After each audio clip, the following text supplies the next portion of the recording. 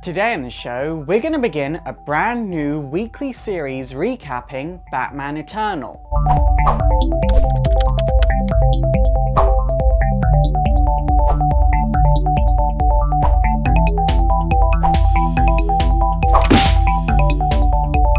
So there are a few things that you need to keep in mind before we get started. Number one is that this series is going to be super casual. It's not something you need to be all weird about. You can just relax and watch it and have a bit of fun. Number two, this series is going up every Saturday. I know it's Sunday at the moment, but my Stepford Cuckoos video, there were a lot of things going on with that, which is why I'm a day late. Number three, this series is going to run a week behind Batman Eternal's release. So when issue number 3 comes out, we'll be recapping issue number 2. And issue number 2 came out this week, so we're recapping issue number 1. Now, for all of you that don't know, Batman Eternal is a weekly comic book series that is apparently going to decide the future direction of the Bat family in the DC universe. This series is very, very risky because obviously that is a huge topic to take on, and weekly series usually aren't great for huge topics. Basically, the reason why weekly series usually aren't great is because weekly series take so much more work than a monthly series and you have less time to do it, which is why they are so rare. I have only ever liked one weekly series, and even I admit that got very, very weak in the middle, and that was 52. So the comic starts out and straight away we see Gotham in flames and we zoom in on the bat signal and who's chained to it but Bruce Wayne, and the bat symbol is carved into his chest. Also, another thing I find interesting is that he's wearing the bottom half of his bat costume, which implies the person that caught him and chained him up didn't know he was Bruce Wayne to begin with. It's also another good reason why heroes should start wearing those one-piece unitards that the Flash wears and stop wearing these two-piece things because they get you in situations like this. Nonetheless, Bruce is all bloodied up, it's not a good situation, Gotham's in flames, but then we turn to the next page and suddenly we're at now, so that happens in the future. Next, we're seeing Gotham at night and how beautiful it is, and we see a guy that's just moved to Gotham, and apparently he's becoming part of the Gotham police force, and he is very, very good at his job. So because of this guy's whole demeanor and how he was introduced, I think two things are going to happen to him. One, he's going to join the Bat family, or two, he's going to die. Next, we go to Jim Gordon. He's protecting a bunch of kids from gunfire from Professor Pig. Professor Pig, for all of you that don't know, kidnaps kids and turns them into Dollatrons, and it's a whole messy situation, and it's really not good, and it's really creepy, actually. Scarlet from the Batman and Robin series was actually kind of half turned into a Dollatron. It's a really creepy thing to think about. Batman then swoops in and saves the kids and Commissioner Gordon, but it turns out that the kids are going to need to go to hospital because they were injected with some kind of substance. This is a part that I love. Rather than asking Gordon about how he is, Batman asks, how are the children? And this is something that's important for Batman. Batman is all about protecting children. Like, if you attack a child, that's worse than death in Batman's eyes. And a lot of people don't realize this. I think that's why Batman always does a little bit better when there's a Robin on the scene. Like, Robin is an amazing crime fighter. He has the best training that you can get in the world. Batman without Robin thinks, take down the bad guy. Batman with Robin thinks protect Robin, and Robin can do everything else, which is why it's such an amazing dynamic. And then we have an advert for Superman Doomed, which I'm kind of looking forward to. I hope Superman gets a costume change in it, because I hate his current costume. So Batman and Gordon go running after Professor Pig and two of his lackeys, and then they split off. Gordon goes after the stray lackey, and Batman goes after Professor Pig. So then we see Gordon chasing his lackey into the Gotham subway system, and then Batman takes down Professor Pig. This is a quote that I absolutely love from Batman in this issue.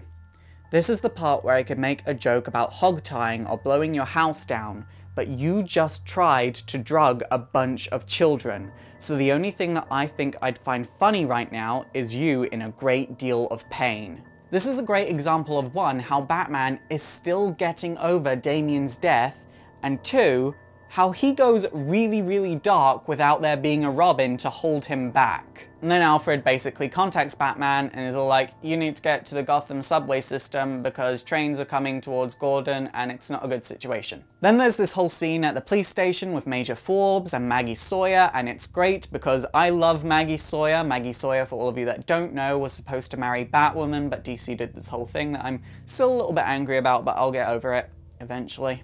There's basic foreshadowing in the scene for the end of this comic, where the city thinks that Batman is at its peak, Batman can do no wrong, but the average human will eventually fall to the city's traps and do something bad and mess up. And then we switch page because they have to go off to the subway system to help out Gordon. I mean, look at that Superman costume, what is that?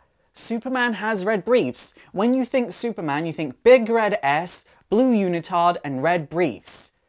Give him his red briefs back. Stop trying to make him look cool. Make him look like Superman. Seriously. So Gordon is threatening the guy that he's chased, and he's like, drop your weapon. And the guy's like, I don't understand, I'm not holding a weapon, even though he clearly is.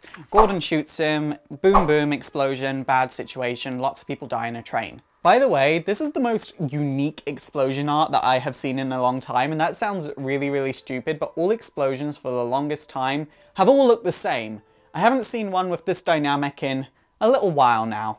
Then right in the bottom right hand corner we see Gordon on his knees just like, I was just trying to disarm him, I didn't mean to get people killed, oh my god. The next page reveals that the guy wasn't carrying a gun after all, which means Jim was hallucinating. So he could have been injected with something by Professor Pig, but usually that's not Professor Pig's tactic, which is a bit weird. I don't know, there seems to be some kind of third-party intervention here. It'll be interesting to see how that evolves, because it could be a third-party intervention, or it could just be Gordon is getting really old. So the rest of the police come up to Jim Gordon, and Major Forbes is all like, you're telling me that you fired the gun and did this? This is mass manslaughter. There are hundreds of people dead now. And then Maggie Sawyer is all like, hey, leave Jim alone. You don't have the right to question him like this. But then Jim is all like, no, this is my fault. I'm really sorry. I didn't mean to do this. And then the new guy in town is forced to arrest Jim Gordon, which is a huge deal because one, it's Commissioner Gordon, and two, this guy idolized Jim. He's just moved to town and now he's having to arrest him. Instinctively, I'm seeing this guy not really appreciating how the actual legal system works, and considering being a vigilante, I'm not sure if that's gonna happen, but I don't know, stuff like that tends to happen a lot these days.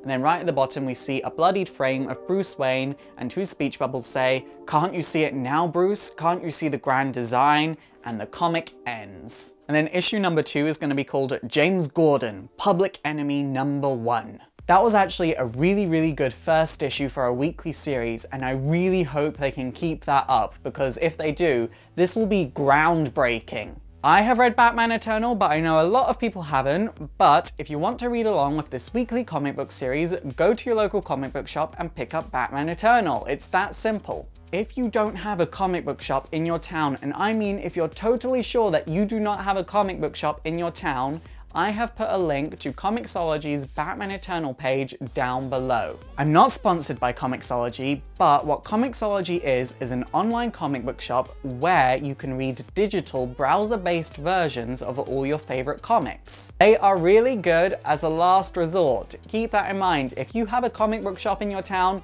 go there. Comixology is only a last resort. It's super effective! Okay guys, that is it for today.